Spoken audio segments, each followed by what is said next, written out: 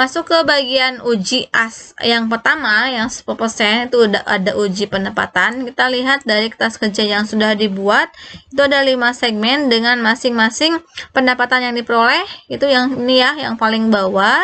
Kita pindahkan ke uji pendapatan yang 10%-nya. Segmen makanan dengan 323, plastik 113.000 dan seterusnya.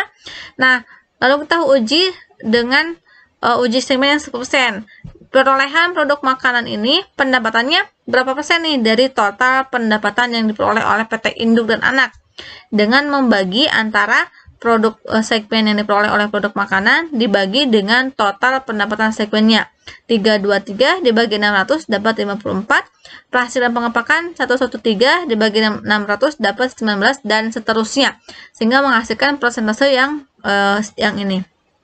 Lalu kita lihat nih, dari 5 segmen ini yang lebih dari 10% itu yang mana saja. Berarti ini ya ada 1, 2, 3 segmen yang lebih dari 10%. Lalu bagaimana kalau pas 10%? Kalau pas 10% itu kan lolos ya, karena memenuhi uji yang 10%. Di bawah 10% itu tidak lolos. Berarti keterangannya itu segmen dilaporkannya ada 2 yang tidak, yaitu segmen konsumsi dan segmen kimia. Lalu kita lihat nih di uji laba rugi 10%. Nah, untuk perolehan laba rugi ini kita masukkannya hanya yang memperoleh labanya saja. Untuk yang rugi ini tidak ikut dijumlahkan dengan jumlah laba segmen. Jadi untuk laba rugi yang dihasilkan oleh semua segmen itu hanya 279.000, meskipun ada 2 segmen yang rugi. Nah, yang rugi atas segmen yang 2 ini tidak masuk ke penjumlahan yang laba segmen.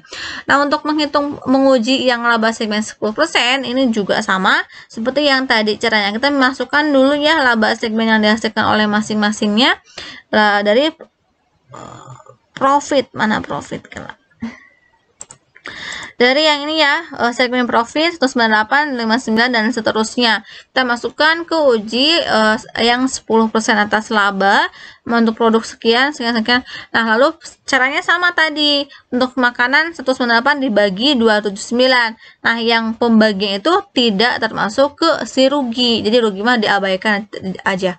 Lalu kalau seperti konsumsi dan kimia rugi pun masukkan aja, uji saja. Tapi abaikan yang negatifnya, abaikan ruginya. Kita ingin melihat pencapaian persentase si laba atau rugi yang 10%-nya itu lebih atau kurang. Kalau kurang itu tidak masuk ke segmen yang dilaporkan. Nah, dari 5 segmen ini hanya 2 yang lolos uji laba 10%, ada produk makanan dan plastik. Lalu uji yang ketiga itu uji aset. Kita lihat lagi jumlah aset yang dimiliki oleh masing-masing segmen dari kertas kerja segmen yang tadi. Jumlah asetnya kan 411, 375 dan seterusnya. Jadi kita pindahkan ke uji aset yang 10%, totalkan. Lalu setelah ditotalkan, caranya sama kayak tadi. Saat aset segmen produk makanan dibagi dengan total aset segmennya 1276 dapat sekian. Nah, dari 5 segmen ini yang lolos tuh 3 lagi, 2 yang tidak lolos. Nah, setelah kita menghitung uji yang 10%, kita resum nih dari ke 5 segmen tersebut siapa saja yang lolos uji 10%.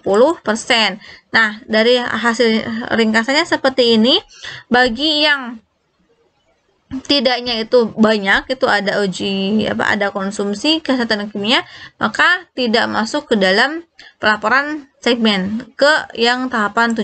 Dari kelima segmen ini kan yang paling banyak tidaknya itu ada konsumsi dan ada kimia, sehingga yang 2 segmen ini tidak berhak untuk lolos ke uji 75%.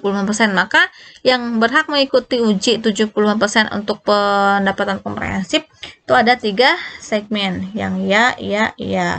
Nah, kalau ini kan ya-nya masih mendominasi dari tidak ya, sehingga masuk ke sehingga dikatakan bahwa si kesehatan dan ilmiah itu masih lolos karena tidak lolosnya hanya 1.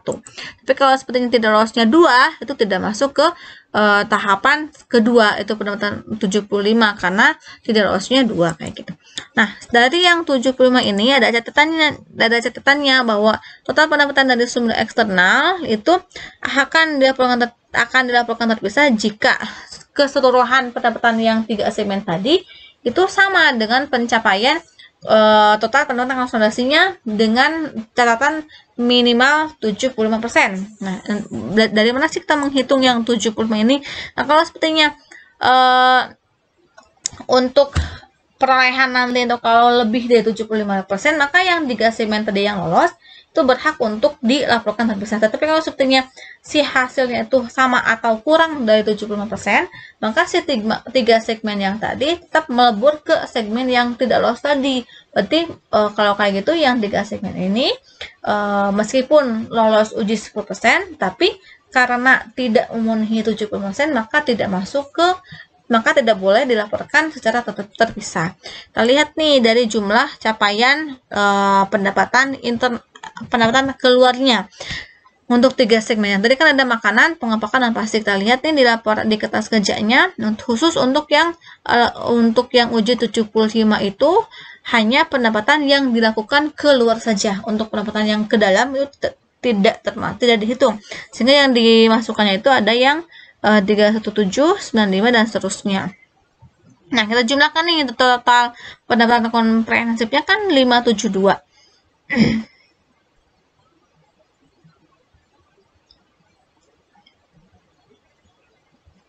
Nah, jumlah pendapatan segmen yang 3 tadi yang lolos uji 10% itu jumlahnya 498. Lalu kita bandingkan dengan jumlah pendapatan konsolidasinya sebesar 572 menghasilkan 87%. Karena hasil ini lebih dari 70%, maka si 3 segmen ini dilaporkannya terpisah. Nah, dengan demikian informasi segmen yang tadi itu karena sudah diuji, maka pelaporannya menjadi yang tadi kan produk makanan, plastik, dan kesehatan kan sudah lolos ya, baik itu tahapan yang 10% ataupun tahapan yang 75%. Maka pelaporannya dipisah. Tetapi bagi yang 2 segmen tadi, yang kesehatan dan kesehatan. Apa tadi teh yang kedua nanti? Konsumsi dan komersial serta kimia, karena tidak lolos uji 10%, maka mereka digabung pelaporannya di akun seluruh segmen lainnya. Ini untuk laporan gabungannya. Nah, di CALK si informasi tentang segmen itu pun harus diungkapkan, karena kan kita tuh harus menyajikan informasi sedetail mungkin bagi stakeholder, sehingga stakeholder tidak merasa kebingungan ketika membaca laporan keuangan yang kita buat. Di dalam CLK itu, kita harus mengungkapkan beberapa informasi. Yang pertama ada informasi tujuan segmen. Itu kita membuat laporan segmen itu untuk apa sih tujuannya. Lalu yang kedua ada level segmennya, termasuk ke dalam segmen yang bagian apa. Informasi umum tentang si laporan segmennya. Lalu yang ketiga ada informasi, ada nggak nih tentang laba ruginya, aset dan kewajibannya, serta dasar pengukuran si perusahaan dalam membuat laporan segmennya. Terus yang terakhir ada level entitas untuk pelaporan si segmen tersebut berdasarkan menggunakan agregasi yang mana untuk segmen yang diterapkan di perusahaan tersebut.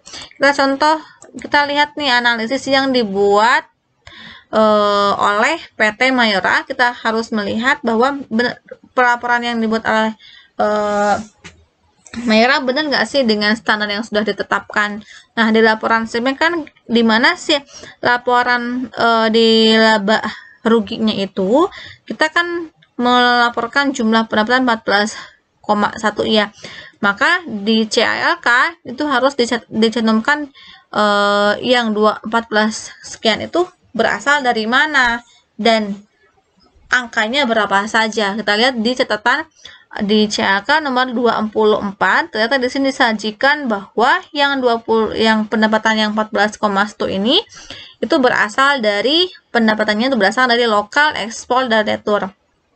Sehingga ini kalau melihat dari cara melaporkan segmennya, si PT Mayora menggunakan segmen itu menggunakan definisi yang segmen geografis karena melaporkannya berdasarkan wilayah. Lalu di sini ada informasi umum bahwa informasi segmen ini disusun sesuai dengan kebijakan akuntansi untuk pelaporan yang keuangan konsolidasian.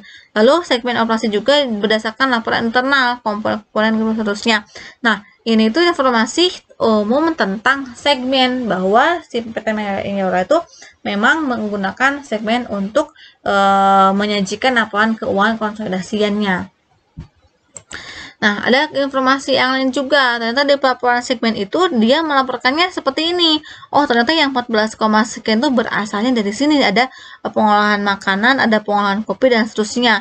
Berarti kalau melihat dari laporan segmen yang dibuat oleh PT Mayora, ada 2 segmen usaha yang lolos uji 10% dan uji 70%. Dilihat dari hasil di pelaporan segmennya, dua segmen ini itu dilaporkan secara terpisah dibandingkan segmen yang lain. Berarti kalau yang lain ini di luar ya. Kalau mulai dari nol ini mungkin si produk yang dibuat itu sudah tidak diproduksi kembali. Untuk asetnya juga sudah dilaporkan. Begitupun juga tentang kewajiban yang dimiliki oleh masing-masing segmen. Nah, untuk tugas itu diminta untuk menganalisis laporan keuangan yang sudah dibuat oleh perusahaan, yang bisa saudara download dari Bursa Efek atau dari webnya masing-masing. Contoh analisisnya sederhana saja. Untuk yang saya contohkan di sini ada laporan laba rugi, di mana dia melaporkan pendapatan 63 juta. Nah, kita cek nih di CLK-nya si 63 juta itu berasal dari mana saja. Jika ada, maka lakukan analisis atas transaksi tersebut. Kita lihat di sini di laporan segmennya itu ada penjualan 63 sekian, di mana sih 63 itu berdasarkan dari segmen produk makanan, bogasari, agribisnis, distribusi, budidaya. Berarti kalau kayak gini semua kita bisa menganalisis bahwa segmen yang dimiliki oleh PT Mayora kalau nggak salah ya, itu lolos uji yang 10%, sehingga semua segmennya didapatkan terpisah dengan perolehan sekiannya untuk uji pendapatan, lalu uji aset, laba, dan pendapatan komprehensif. Bisa dicek kembali, benar nggak sih kalau sepertinya dari jumlah pendapatan yang per segmennya sekian itu lolos uji 10% pendapatan. Nah, kita cek ulang nih dengan pembahasan yang sudah saya tadi jelaskan, benar nggak bahwa yang 1, 2, 3, 4 segmen ini itu lolos uji perolehannya lebih besar dari 10%. Jadi kalau besar berarti benar bahwa si pelaporan segmen itu sudah sesuai dengan yang ditetapkan oleh standar. Termasuk juga yang uji 10% atas aset, uji 10% atas pendapatan dan profit juga sama. Intinya yang tadi saya jelaskan coba dicek kembali di laporan keuangan download, nanti coba dianalisis oleh saudara. Terima kasih.